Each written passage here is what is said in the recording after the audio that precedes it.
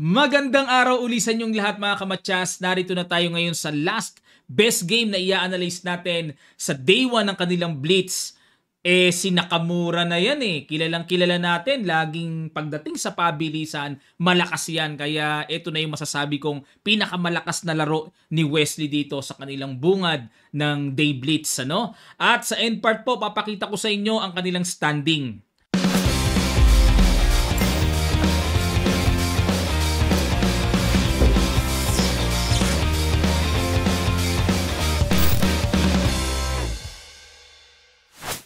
Ang ginawa ni Naka, Knight F3, D5 si Wesley, G3, makunat, C5, Bishop G2, Knight C6, D4.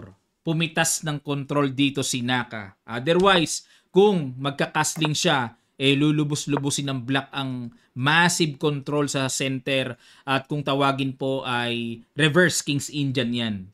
Ayan. Kaya pumitas muna si Naka, kumurot ng control at nag-Knight F6, saka nag-Castle, E6. Ayan, nilagyan ko po ng highlighted yan. Kasi naka-French defense formation si Wesley. Nag-E3, binarahan ng bishop. Ibig sabihin, itong bishop na ito ay sa kabila i-develop. Bishop E7, B3, Castle, kumapture muna sa C5. Takes, bakit kumapture? Para siguradong pag Bishop B2 ay talagang maganda, mainam ang control ng diagonal. At nag B6, syempre dahil barado naman ang Bishop, kailangan i-develop. Nag C4 at yan ang maagang novelty ni Naka dito. Para mapunit, pressure kagad sa solid D5. At para magkaroon ng malakas na dating ang diagonal. Bishop B7, hindi pinansin ni Wesley.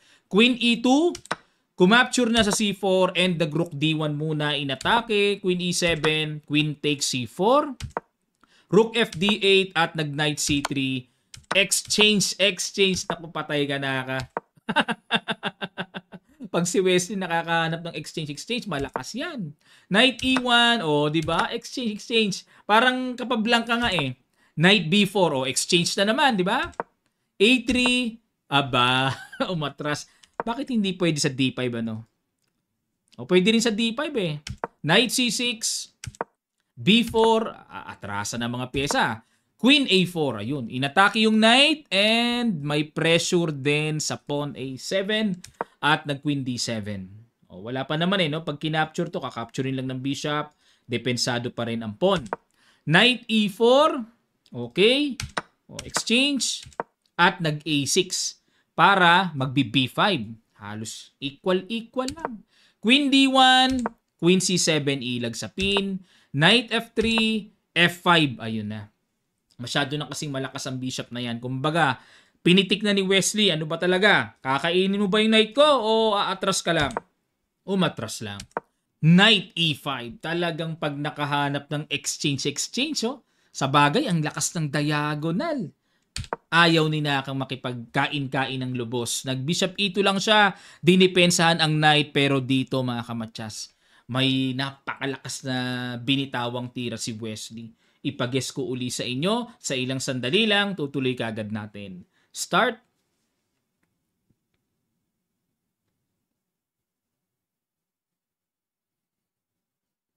Maraming salamat mga kamatyas. Congrats sa nakakita. Queen C6. Simpleng angat lang Grabe lakas, hindi makagalaw yung knight, mamamatcha sa H1 or sa G2 ang king. Napilitang capture ni Naka yung knight Takes. Teka muna, ibang usapan na ito. Bishop pair na ang kay Wesley, tapos pareho pang open. Nako, delikado ngayon ang position dito ni Naka. Weak pa yung kanyang light squares Nag H4 para mapigilan yung G5 kasi yung G5 dyan ang makakapagpaalis ng pwersahan sa knight. Nag Bishop B2. Nako, ayan na. Lamang sa kalikot.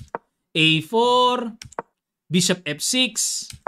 B5. Ginugulo talaga Kaso, ayaw umalis sa diagonal.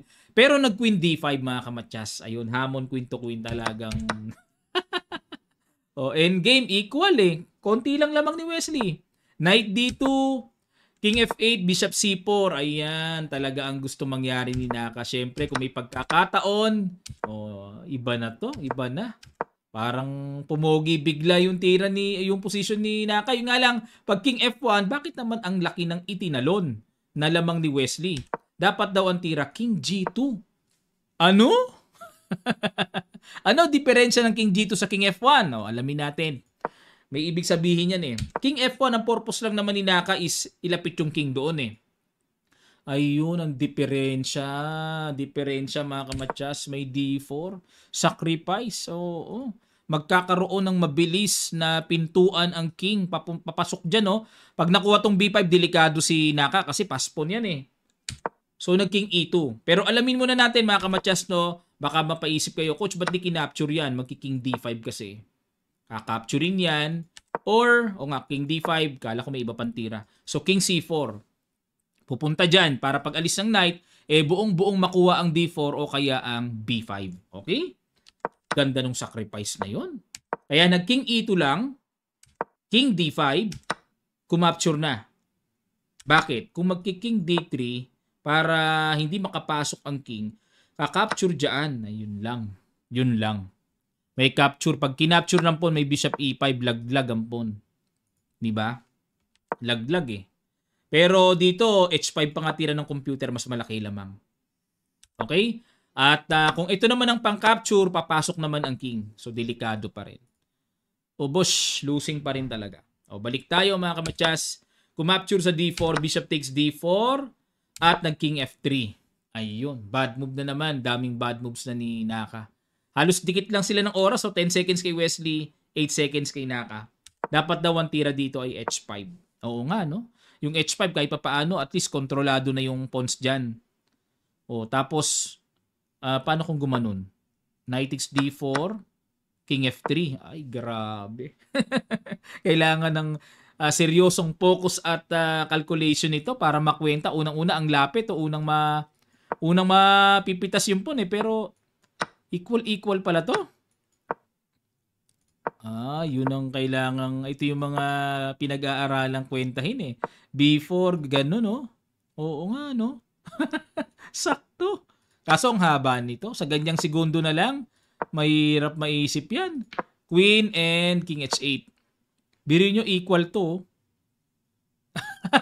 Mahiwagang endgame to. Sige po ha. Itong position na to equal mga kamatsas. O, kitang-kita ha. 0.00 yan. Iniwanan ng isang po ng block pero equal pa rin ha. O, yan. O, sige po. Pwede nyo pag-aralan yan. Yung endgame part na yan. O, balik na tayo para di na tayo masyadong matagal. Nag King F3 at nag Bishop E5, G4, nag King C4, Knight D2 check capture at ayun, nagkaroon ng double pawn eh kahit na pantay pa rin ang pawns pero double pawn naman. So King C5, ito na. Pagagapangin na po. Ang tinatawag na pass pawn, ayun, napadali. Napadali. Dapat ito raw muna tira. Grabe ang endgame, mahiwaga talaga no. So B5, F4, wala na, hindi na tamaan. B4, mali pa rin, no? Dapat daw Bishop C3 talaga. B4, King D3, King D5, Knight E4, wala na. Sa bagay, mahirap na sa actual. Over the board pa ito, di ba? Hindi naman mouse to. Kung mouse to, naniniwala ko, ang bilis ni Naka dyan. O, dapat daw tira is Knight B3. Mahirap pa ito. Magdi-Bishop C3 and Knight A5. Yan, pabalik-balik lang ang Knight. Oh. Fortress pa rin naman. Di pa rin naman makapasok eh. Mahirap pa to. Pero nag-Knight E4 si Naka. Bishop D8. O yun, mali din. Dapat B3 na daw. O, kasi pag kinapture-capture, wala. Ibibigay lang yan. Papasok yung pawns. Simot ang mga pawns na yan eh. So B3 lang pala, no? Baka ito ayaw ni Wesley dyan. B2, baka ito. Ay, wala. Papasok eh. Papasok, may ganun eh. Ubus lahat ang pawns na yan. So, nag-Bishop D8, Knight C3. Wala na. Awarding na. Nag-Knight C3 dito si Naka. Over the board to. Bakit na pa ganun siya? Ha? Talaga? Hindi niya napansin yan? Dapat tira na pakain. Dapat Knight dito lang daw. O, na pa ganun, edi nag-resign na. Wala, kakapturein lang talaga yan. Grabe, no? Meron pala nangyayaring gano'n, napapakain, napapasubo sa ganitong level. Over the board to, mga kamatsas, ha? Na ano pa, no? Parang nabulag yung last move ni Naka. Ayun lang, mga kamatsas. Okay, congrats kay Wesley. Ito po ang standing nila Tingnan natin kombinasyon ng score nila sa Rapid at sa Blitz. Ayan, nangunguna si Alireza Perusia. At pangalawa si Nepo, 16 points. Tied sila ni Wesley So. Overall yan ha. Overall score na po yan. Nakahabol si Wesley. Top 3. Top 3 na. Baka mag-champion pa yan. 1.5 lang ang alagwa ni Perusia. Pag maganda ang score ni Wesley, humarurot talaga. Dito sa kanyang Day 2 Blitz, magcha-champion pa. Okay na mga kamatsas ha. Nakabawi-bawi na si Wesley ha. Marami kasing nauumay na kay Wesley. Nababasa ko yung mga comments eh. Ang ganda na. Pangatlo na. Tie for second pala. Okay? So, tingnan natin yung last day of Blitz. Baka mag-champion pa. Dito po sa kanyang Day 1 Blitz, ang tumalo lang sa kanya si Perusia eh. Natatanging si Perusia. Talagang malupits talaga sa Blitz talaga si Perusia pala, no? Okay po, manatili kayong nakatutok sa ating YouTube channel at alamin natin ang updates dito sa malakasang bakbakan na ito. Maraming salamat, magkita-kita pa tayo sa mga susunod pang chess updates.